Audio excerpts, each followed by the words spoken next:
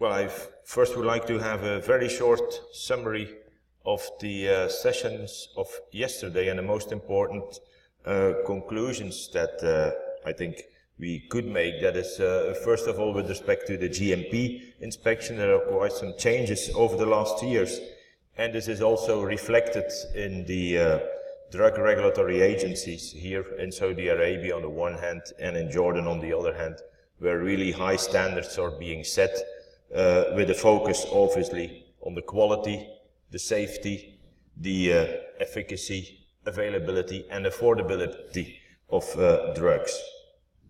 And I think what I have gathered from these different lectures is that there is also a strong need for a unification of the regulatory agency within the entire MENA region. If we then look at the quality management within the drug sector, then it's clear that we are moving towards a life cycle management of drugs, and also there seems to be quite a need for a worldwide harmonization. It was also clear that we should try to go to a lean management, but still taking care of the fact that quality of a drug is an absolute property. I mean, there are no compromises to be made. We were also made aware of the fact that naming and labeling is a very important issue, and that can be simply overcome by taking care of some particular guidelines that we should take into account to avoid errors in use of medications. And it's also such that, again, this is actually a global problem that should be attacked globally. And last but not least, it is also clear from the last sessions yesterday that health technology assessment, pharmacoeconomic analysis, that this all should also be included in the general health policy. So far the short summary and conclusions of the sessions of yesterday, and now I would like to go with you over some general key concepts with respect to biologicals and subsequently biosimilars. And just to remind you that if we talk about biologicals and biosimilars, the point is that we are actually depending on the use of living systems to produce those drugs. So we will also see that the properties and the characteristics of these biological medicinal products will depend on particular properties of these living systems. And the first thing I would like to draw your attention to, that if we talk about biologicals, usually in the pharmaceutical sector, these will be recombinant proteins that have been produced. And to produce these in a consistent manner, you actually, as a company, you have to generate a cell line that includes, and this is indicated in green here on these circles, that includes the genetic information that will guide the cell to produce the protein. The production of a recombinant protein for pharmaceutical use, for drug use, is actually a pretty complex process. It's not just simply the cell. The cell has to be stored in a stable way. It has to be able to recover from the liquid nitrogen, to be cultured in big volumes, up to 10,000, 20, even 40 or 50,000 liter bioreactor tanks. And since these cells are living systems, you will appreciate that it's very important to take care of these living creatures in order to make sure that they are constantly in a good, optimal environment for their own sake and also for the sake of an adequate protein production, the protein that we want the cell to produce.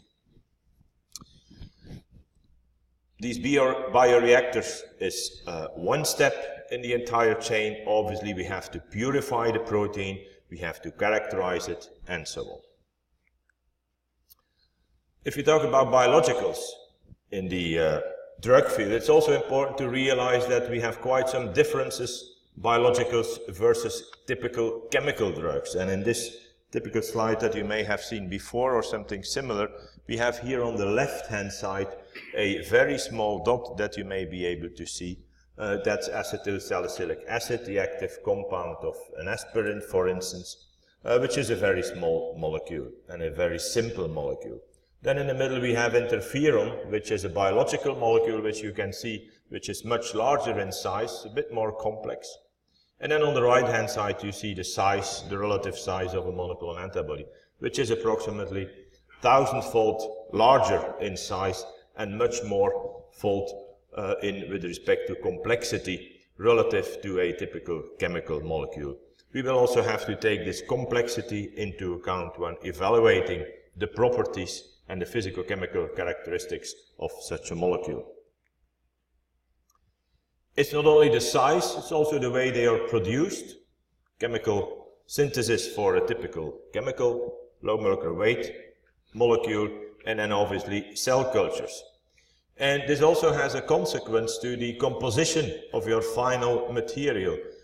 You know, when we talk about acetylsalicylic acid or paracetamol, we will never discuss the structure. There's only one molecule that is acetylsalicylic acid. No variations on this molecule.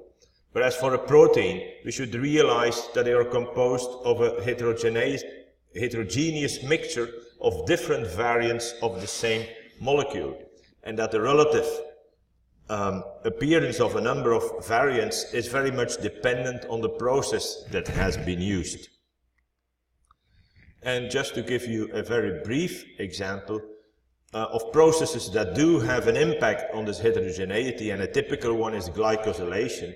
You may recall from your courses biochemistry that a protein, when it's being produced during a certain step in the cellular production process, sugar moieties or sugar-like moieties are being attached to particular amino acids on this amino acid chain that establishes the protein.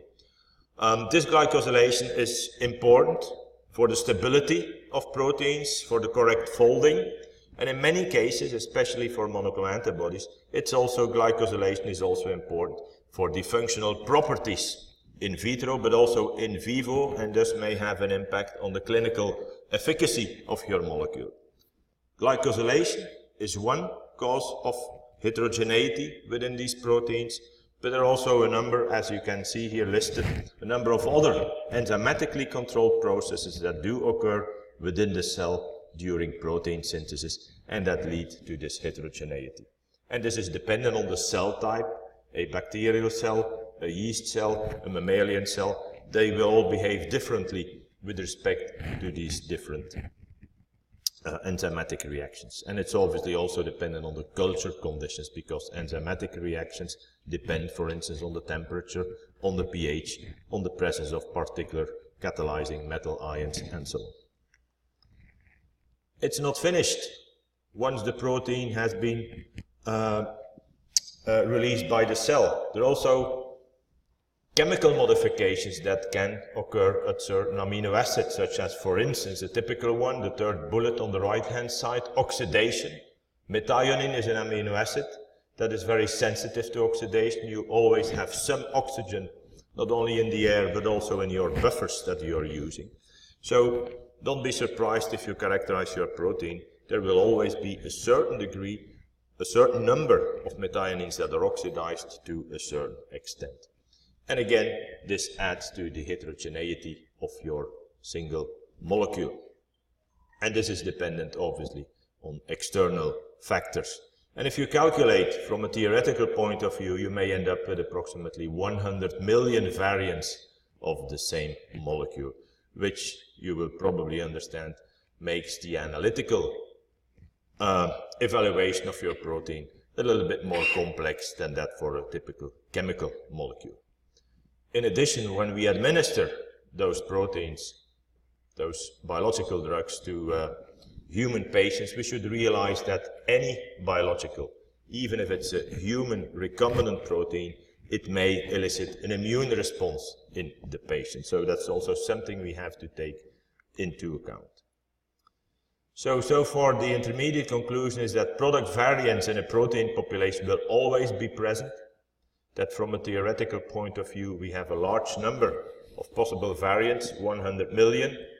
We will not be able to recognize all those different possibilities, but if there is a theoretical amount of 100 million, you will not be surprised if you can detect easily 20 to 30 of these variants from an analytical point of view.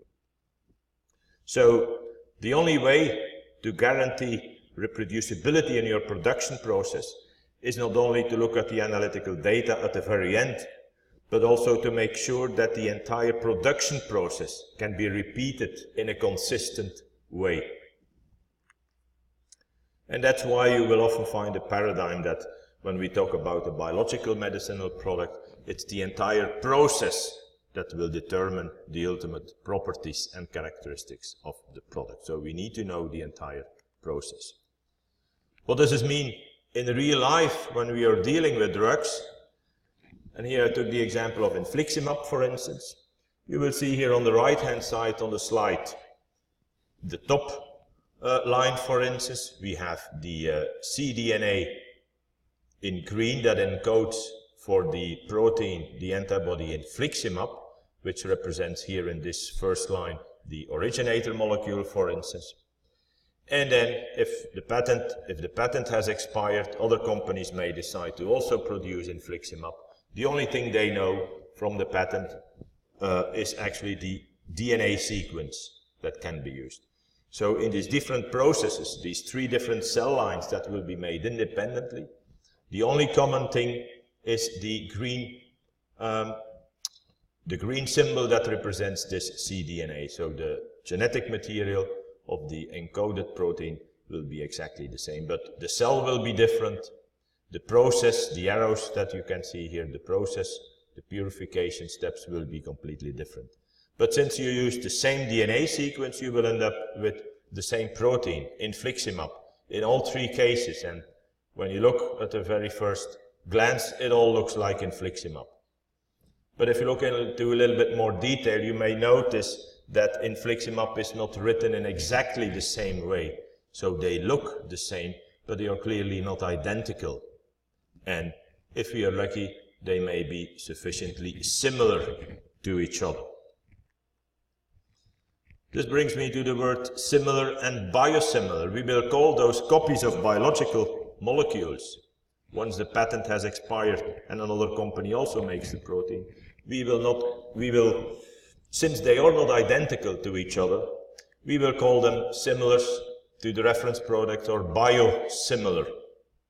And here we have a definition of the European Medicines Agency, where you can read that a biosimilar is obviously a biological product that actually contains a version of an active substance of a product that has already been authorized in the European Economic Area, and for which it has been shown through a very extensive comparability exercise that this version is similar to a reference product. And as you know, within the European Medicines Agency and European Area, we have experience with biosimilars since 2006, when the first guidelines had been established. Obviously, also other regions, WHO, established some guidelines, and in the meantime, all the most important regions within the world established their guidelines with respect to the registration of biosimilars. And you will also see here that Jordan, the Saudi and Arabia FDA also have their guidelines.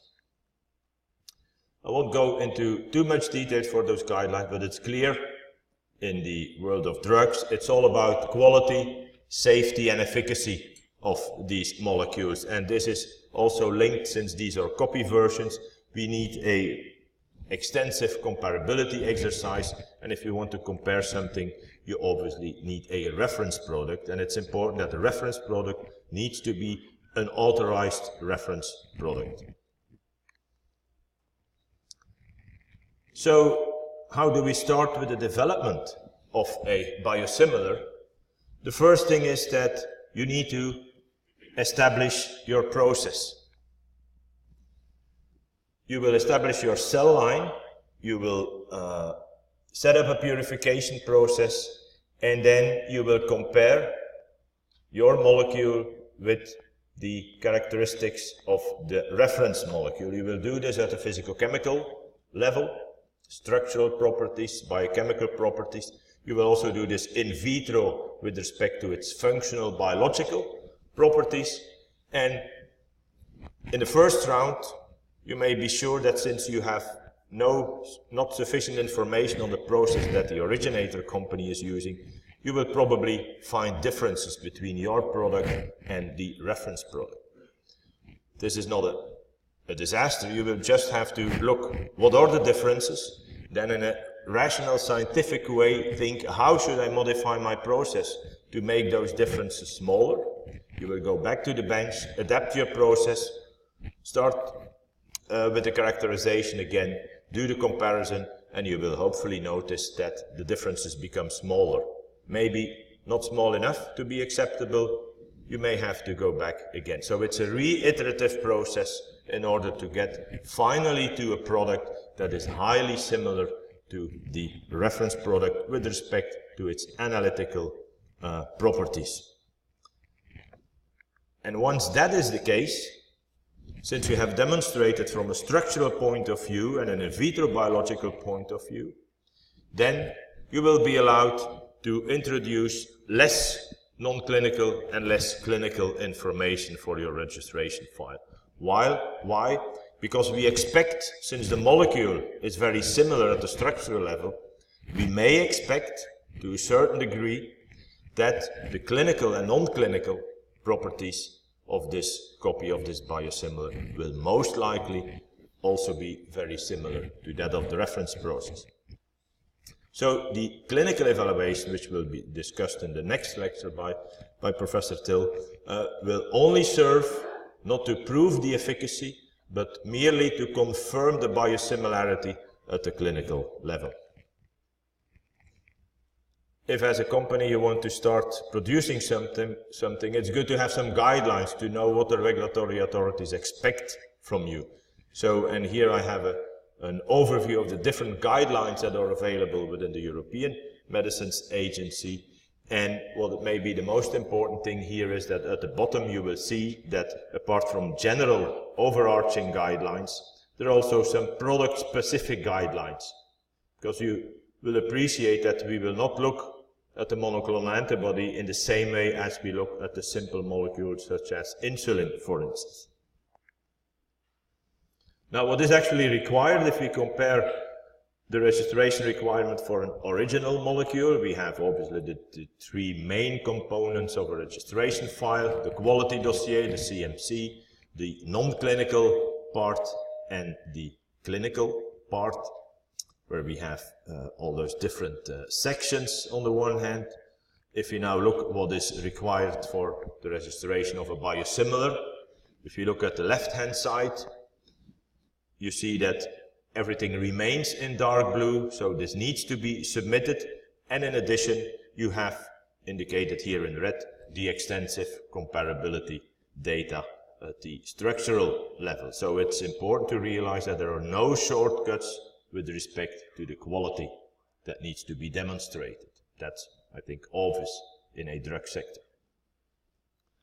As I mentioned before, in the development, if you have shown from a quality point of view that your product is very similar, then you will be allowed to restrict your non-clinical and your clinical part. The most important thing here, and we will discuss this later in the session, the most important thing here with respect to the clinical point is that you may notice that you only need studies in one indication, and then we will see later on how we will deal with the approval for the other indications based on the concept of extrapolation. Since we have less clinical information at the time of approval of the product, it will also be important to demonstrate post-marketing the safety in larger population, possibly to confirm the efficacy in the other indications, and obviously also follow up the potential immunogenicity of your product at a longer time in larger study populations. Where are we currently in Europe? A number of molecules have been refused for a number of reasons. I won't go into detail. It just illustrates that the process is pretty rigorous. It's not just making a copy and submitting your file. You will really have to show the data that everything is okay. There are approximately 41 dossiers that have been approved by the European Medicines Agency. And there are still currently 13 under review, and since for a number of other molecules patents will also further expire, this will constantly be going on with respect to the submission of new biosimilar files, I guess.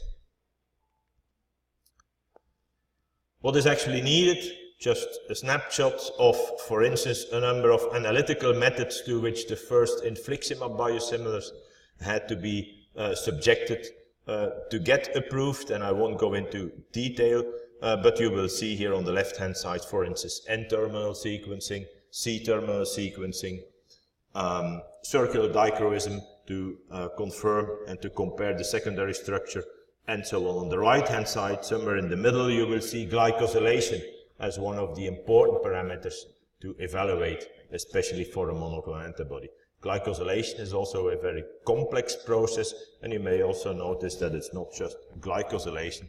You have quite a number of different sugar-like moieties that can be attached, and that will have to be evaluated in much more detail. Now, the structure is one thing. You will also have to demonstrate, for instance, in the case of a monoclonal antibody, that actually your antibody binds to the target where it's supposed to bind. TNF infliximab, for instance, you will have to demonstrate that it binds to TNF-alpha. What is important, especially for monoclonal antibodies, that these molecules do not have one single domain that is important for its function, but also the constant region, the Fc region, that we see here on the molecule. The Fc region is also very important and may have also an impact on the clinical properties of the molecule. So you will also have to demonstrate that your biosimilar infliximab binds to the different Fc receptors in the same way, to the same extent, with the same affinity as the reference infliximab molecule. And as you may know, it's not sufficient to bind to the target, to bind to the Fc receptor, but you also expect, subsequent to this binding, the same functional effects. For instance, the neutralization of TNF-alpha when your biosimilar infliximab binds to TNF-alpha. And it's not sufficient to demonstrate that your antibody binds to Fc receptor. You also have to demonstrate that subsequent to the binding to these cellular receptors, you induce signaling pathways within the cell that then may lead to those functional properties such as antibody-dependent cellular cytotoxicity, complement activation, and so on.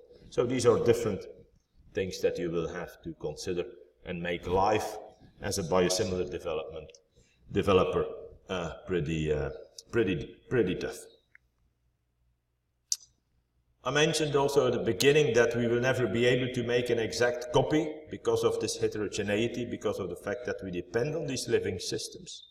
If you look at the European Public Assessment Report, so the things that you see here on these slides is all publicly available information that you can extract from the European Public Assessment Report, you will notice, and a few words are indicated in red, where they find some differences between the biosimilar and the reference product. So, from an analytical point of view, don't be depressed if you find differences. The important point and the challenge is to be able to demonstrate to the regulatory authorities and to yourself that from a scientific point of view, or you have scientific data or scientific background information, that these differences that you may observe may not have an impact on the clinical properties of the molecule. So that's very important to realize. Now, two examples from data, again from the European Public Assessment Reports, to demonstrate that the decision on the statement whether, or on the conclusion that the biosimilar that is being submitted is indeed sufficiently similar to the reference product, this is not always a black and white situation. If we look here, for instance, for a biosimilar infliximab, SB2, you will find in the dossier, typical for infliximab, you should know that this is a chimeric molecule, and typically approximately 40% of the patients do develop antibodies against the drug within the period of the first 3 months, for instance. So this is very typical. We know this for the reference product, so it's obvious that we also expect antibody-drug antibodies, anti-drug antibodies also for the biosimilar. What they did find with the biosimilars that 47% versus 38% for the reference product developed antibodies. And obviously, antibodies against your drug may have an impact in quite a number of cases on the efficacy.